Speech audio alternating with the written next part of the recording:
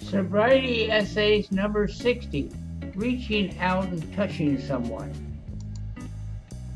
Does sharing my experience, strength, and hope actually reach out and touch someone? Sure, I'm a sponsor, and several of my sponsorees are simply long-term friends. My job is to walk beside them when they are new, teaching how to apply the steps in their everyday life. But I do not believe in carrying the alcoholic. There is a time and a place when they stand up and walk on their own. They will always know that I am there for them. But the question is, have I ever reached out and touched with someone's life in ways that I really have not considered? So I have three unusual stories where I did find out that I had some effect on someone's life. Story number one. Some years ago, I was on a 14-day cruise to the Caribbean. On board the ship, there were daily Friends of Bill W. and Dr. Bob meetings.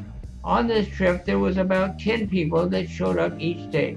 In the course of the meetings, we all got a chance to share where we came from. Not where we lived, but where we started in AA. Some point in our lives that we can use as a measuring stick on just how far we have come. So I shared the story about the lowest point in my life, and it was actually a year before I got sober. Looking at where I was and where I am today is a million miles away, yet I still believe where I came from is still one drink away. About 39 years ago, I was sitting on a park bench near my house. It was about 11 o'clock at night. There was a full moon, and I'm sitting there with a gun in my pocket, trying to figure out why I would continue living the way I was living. Yes, I had a wife, a house, car, a job, and a wristwatch, so I could not be an alcoholic. Just because I was getting drunk every single day for the last 2 years, I just could not be an alcoholic. On this evening, with a gun in my pocket, my 16-year-old daughter on her bicycle found me sitting on that park bench and said, "Dad, Mom and I are worried about you. Will you please come home?" I stood up to follow the young lady I loved dearly, and the gun fell out of my pocket onto the ground. The absolute look of disbelief on my daughter's face scarred my soul. That moment in my life I have never forgotten. Now, I do not carry that load anymore, but I still do remember. That park bench is still only one drink away. After this meeting on board the ship, a young man attending the meeting came up to me and asked if I had ever done a speaking engagement in some small town in the state of Washington. I said no. He continued to talk. He swears he had heard that park bench story. I told him that story and how my marriage had changed had appeared in the grapevine in December of 2006. He just lit up. He got a big smile on his face. He said, "Chuck, I got sober December of 2006 and I read your story. I had touched someone I did not know." Story number two, I went to a meeting just a few miles from home that I had never been to, never been back to. One of the guys I sponsored had become secretary, and I showed up just to give my moral support. It was a smoking meeting in those days, and I smoked a pipe. Haven't smoked in 30 years, but I smoked a pipe in those days. In those days, we stopped the meeting and had a smoke break. So some gentleman, early 40s, came up and started pouring his heart out to me. He had just drank his way out of a car dealership and lost it all. He stated that he could stay sober 30 days and he would go back out. He'd stay sober 60 and he would go back out. He would stay sober 90 and he would just go back to drinking. I just listened, not saying a word. It was time to go into the meeting, and I reached in my wallet and I got out a business card that I carried.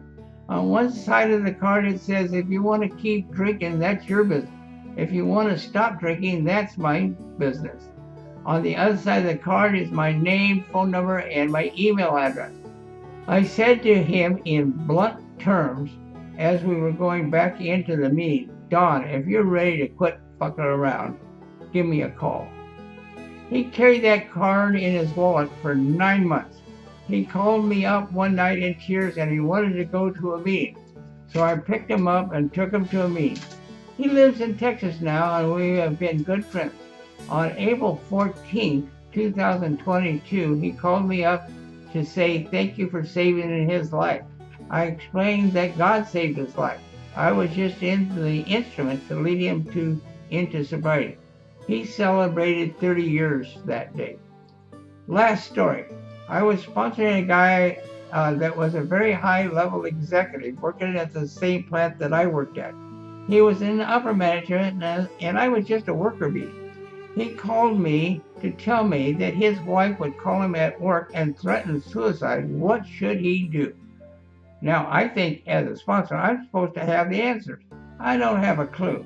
So I used what I consider is the old AA sponsoree cop-out. There is actually 3 that I have.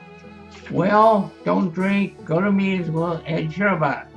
Or, well, don't drink, go to meetings, and we'll see what God has planned. Or the third is, well, don't drink, go to meetings, and we'll see how things work out. Now, I hung up the phone, and the answer hit me like being banged on the head. I grabbed a 3x5 yellow stickum pad and wrote out the answer. I marched up to his office, right past his secretary, into his office, and I slapped that stickum down in the middle of the desk and walked out. I never knew if what I wrote ever helped him, but I knew what I wrote him helped me over the last 38 years. Next time his wife called, he made it clear that he loved her dearly, but she had to decide what she wants to do. She never threatened him again. What I had written on that tiny piece of paper was, there is a God, I'm not him, I cannot accept the responsibility for other people's feelings or the action. My friend still has that piece of paper written 36 years ago. Chuck H.